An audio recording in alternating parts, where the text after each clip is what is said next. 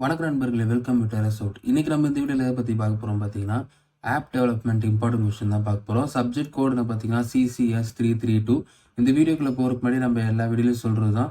அதாவது நம்ம குடுக்குற இம்பார்ட்டன்ட் கொஸ்டின நீங்க எல்லாமே படிக்கிறதா இருந்தா மட்டும் இந்த வீடியோ பாருங்க. நம்ம குடுக்குற கொஸ்டின்லயுமே நீங்க சாய்ஸ் பேஸ் பண்ணி, அதாவது 3 குடுத்தா 2 படிக்கிறது, 1 படிக்கிறது அந்த மாரி இருந்தா இந்த வீடியோ ஃபாலோ பண்ணுங்க. ஏன்னா நம்ம வந்து கரெக்ட்டா எடுத்திருக்கோம். அதனால நம்ம குடுக்குறது தெளிவா படிக்கிறதா இருந்தா மட்டும் இந்த வீடியோ ஃபாலோ பண்ணுங்க. அது மட்டும் இல்லாம நெறைய ஸ்டூடண்ட்ஸ்க்கு டவுட் இருக்கு வேற.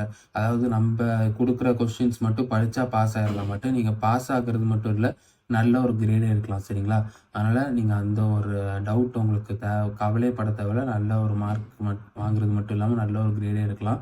இப்போ வந்து யூனிட் 1 to 5 இம்பார்ட்டன்ட் கொஸ்டின்ஸ் வந்து இந்த வீடியோல எல்லாமே இம்பார்ட்டன்ட் டாபிக்ஸ் தான் டிஸ்கஸ் பண்ண போறோம். அந்த டாபிக் வந்து கம்ப்ளீட்டா நீங்க எல்லா டாபிக் கீழ இருக்கிற எல்லா சப் டாபிக்ஸையுமே படிக்கணும். சரிங்களா?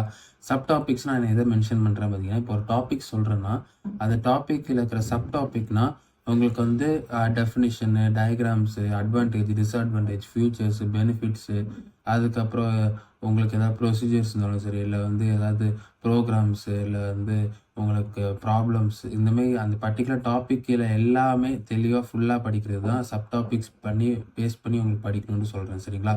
அது மட்டும் இல்லாம இந்த சப்ஜெக்ட் பொறுத்தவரைக்கும் ரொம்ப ஈஸி தான். யூனிட் 1ல ஒரு 3 டாபிக் படிப்பீங்க. அந்த 3 டாபிக் தான் உங்களுக்கு யூனிட் 2, 3, 4 உங்களுக்கு 3 அந்த அந்த 2, 3, 4 யூனிட்ஸ்க்குமே அந்த டாபிக் பேஸ் பண்ணி தான் உங்களுக்கு கொஸ்டினே வரப்போகுது. அது யூனிட் 5 மட்டும் தான் கொஞ்சம் டிஃப்ரெண்ட்டா இருக்கும். இந்த சினாரியோ பேஸ்டு கொஸ்டின் கேட்குற மாரி இருக்கும். சரிங்களா? சினாரியோ பேஸ்டு கொஸ்டின்னா என்னன்னு நான் சொல்றேன். 2 மார்க்ஸ பொறுத்தவரைக்கும் பார்த்தீங்கன்னா, உங்களுக்கு ஒரு 70% ஆஃப் 2 மார்க்ஸ் நம்ம கவர் பண்ணிருவோம். மீதி 30% ஆஃப் 2 மார்க்ஸ் வந்து உங்க காலேஜ் ஸ்டாஃப்ஸ் குடுத்த இம்பார்ட்டன்ஸ், இல்ல உங்களோட இன்டர்னல் எக்ஸாம்ஸ்ல 2 மார்க்ஸ்லாம் வந்திருக்கும்ல, அது எல்லாமே ரிவைஸ் பண்ணாலே மீதி 30% ஆஃப் 2 மார்க்ஸ் நீங்க அட்டெண்ட் பண்ணலாம். 30% ஆஃப் 2 மார்க்ஸ்னா ஒரு 3 2 மார்க் வந்து நீங்க வந்து உங்க காலேஜ் ஸ்டாஃப்ஸ் குடுத்த இம்பார்ட்டன்ட் கொஸ்டினையும், உங்க காலேஜ் இன்டர்னல் எக்ஸாம் கொஸ்டின்ஸையும் நீங்க ரெஃபர் பண்ணிக்கோங்க. மீதி 70% ஆஃப் 2 மார்க்ஸ், அதாவது 7 2 மார்க்ஸ் நம்ம குடுக்குற டாபிக்ஸ்லயே கவர் ஆயிரும். சரிங்களா? யூனிட் 1 பொறுத்தவரைக்கும் உங்களுக்கு வந்து web and mobile application development அந்த பர்ட்டிகுலர் டாபிக்ல என்ன சப் டாபிக்ஸ்லாம் படிக்கணும் பார்த்தீங்கன்னா, native application, web application, native application, hybrid application, cross platform application இந்த 3மே தெளிவா படிச்சுருங்க. இந்த 3 டாபிக் தான் அடுத்த 3 யூனிட்டுக்குனான இம்பார்ட்டன்டான டாபிக்ஸ். யூனிட் 2, 3, 4 இந்த 3 யூனிட்டுக்குமே உங்களுக்கு இம்பார்ட்டன்ட் டாபிக்ஸ் இந்த 3 டாபிக் தான். நெக்ஸ்ட் யூனிட் 2 பொறுத்தவரைக்கும் நான் சொன்ன மாரி நேட்டிவ் வெப் அப்ளிகேஷன்.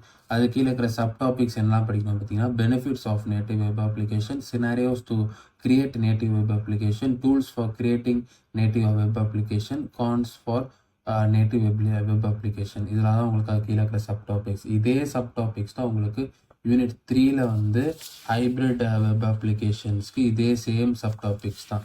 அதாவது என்னன்னா, benefits of hybrid web application, scenarios of hybrid web application, tools for creating hybrid web application, cons for hybrid web அப்ளிகேஷன்ட்டு அதே சேம் சப் டாபிக்ஸ் தான் இந்த ஹைபிரிட் வெப் அப்ளிகேஷனை பேஸ் பண்ணி படிக்க போறீங்க. யூனிட் 4 பொறுத்தவரைக்கும் பார்த்தீங்கன்னா, கிராஸ் பிளாட்ஃபார்ம் அப்ளிகேஷன் பேஸ் பண்ணி அதே same sub topics, benefits of cross platform application, scenarios for creating a cross-platform application, tools for creating a cross-platform application, cons for cross-platform application unit 4 பொறுத்த வரைக்கும் cross-platform application, unit 3 வந்து hybrid web application, unit 2 பொறுத்த வரைக்கும் உங்களுக்கு native web application. இதில் வந்து ஸ்டூடெண்ட்ஸ்க்கு என்ன குழம்புன்னு பார்த்தீங்கன்னா, cross platform application, hybrid web application, native web application அந்த கான்செப்ட் தெளிவாக இல்லாமல் நீங்கள் மனப்பாடம் பண்ணீங்கன்னா, நீங்கள் வந்து எந்த ஆன்சர் எந்த இதுக்கு எழுதணுன்ட்டு கன்ஃபியூஸ் ஆயிடுவீங்க.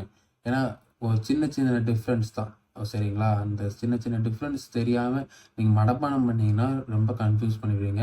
அதனால் புரிஞ்சு படிங்க. யூனிட் 5 பொறுத்த வரைக்கும் பார்த்தீங்கன்னா, பில்ட் பெர்ஃபார்மன்ஸ், அதுக்கப்புறம் ஆப் பெர்ஃபார்மன்ஸ், டீபக்கிங் கேப்பபிலிட்டிஸ், அதுக்கப்புறம் UI UX, ரீயூசபிலிட்டி இதெல்லாம் தான் உங்களுக்கு யூனிட் 5 பொறுத்த வரைக்கும் இம்பார்ட்டன்ட் டாபிக்ஸு.